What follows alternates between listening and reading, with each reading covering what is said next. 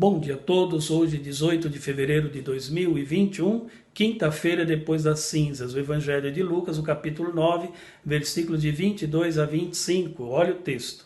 Naquele tempo disse Jesus a seus discípulos: o Filho do Homem deve sofrer muito, ser rejeitado pelos anciãos, pelos sumos sacerdotes e doutores da lei, deve ser morto e ressuscitar no terceiro dia.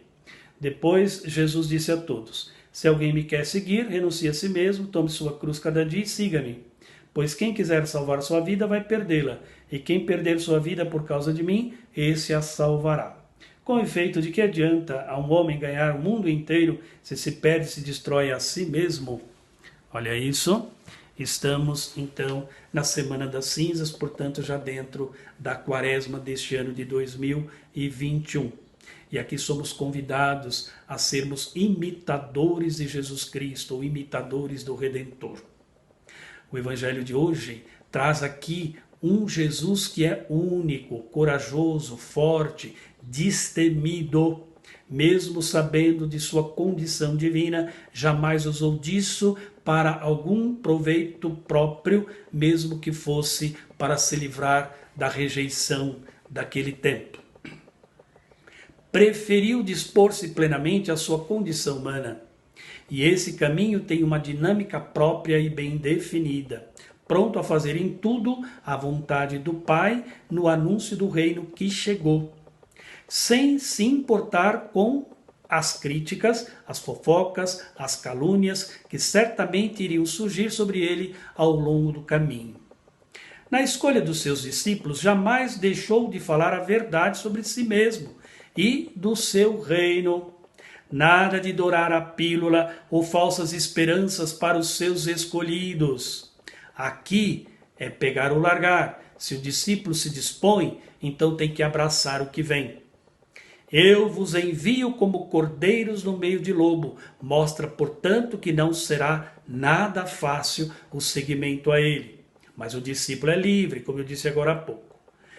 Mesmo assim, os discípulos corriam o risco de criar falsas esperanças ou expectativas em relação a este segmento, até mesmo uma falsa imagem do seu mestre e senhor. Havia um pano de fundo bastante claro e definido que não era nem um pouco favorável a eles naquele tempo.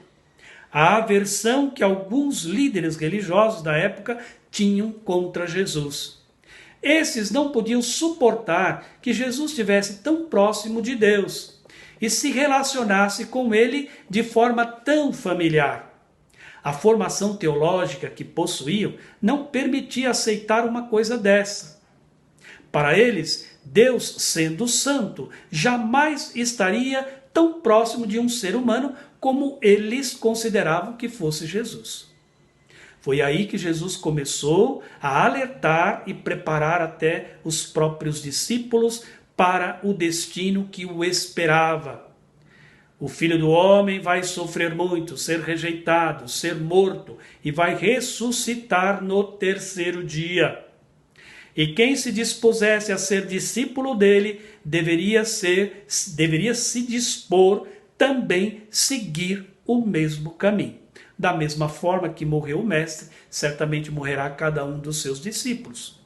Para tanto, é preciso renunciar-se a si mesmo e tomar sua cruz. O que isso significa? É o mesmo que dizer, deixar o conforto da família, a segurança dos amigos, o dinheiro, o trabalho, o lazer, a riqueza e tantas outras coisas mais.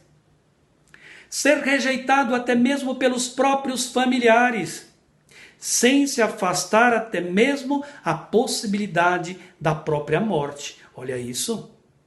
Seguimento e cruz caminham juntos e fazem parte da mesma moeda. E o discípulo não pode se enganar. Um seguimento sem cruz é sinal de que o discípulo tomou o caminho errado ou não entendeu nada. E cruz sem seguimento, a troco de quem? Ou do quê? Será ou seria pura insensatez. Uma coisa, portanto, fica aqui clara: as duas coisas caminham juntas, e isso serve para nós também.